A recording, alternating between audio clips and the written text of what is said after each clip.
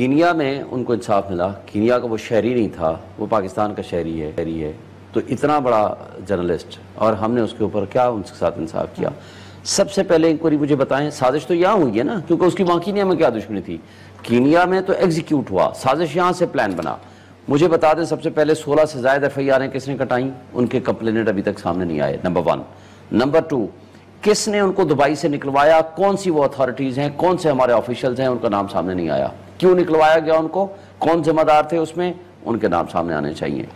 کیا سازش یہاں سے پنپی, کون کون لوگ اس میں ملوث تھے, دیٹ مسٹ بی ڈگڈ انٹو, اور سامنے آنا چاہیے. اور جب تک آپ سچ کو سامنے نہیں لائیں گے, نہ صرف کوئی صحافی سامنے ایکسٹینڈ کر پائے گا, نہ سچ آئندہ کے لیے سامنے آ پائے گا, نہ ہی لوگوں کے اندر وہ جرات اور ہمت آ پائے گی کہ جب تک لوگوں کو انصاف نہیں ملے گا. لیکن یہ شرم کا مقام ہے کہ آپ کا اپنا شہری, اتنا بڑا جرنلسٹ, آپ وہ انصاف کے لیے اس کی فیملی رول رہی ہے. کینیا کی عدالت نے اپنے لوگوں کے, ان پولیس والوں کو کہا یہ فوجداری مقدمہ بنائیں اور ان کی کمپنسیشن.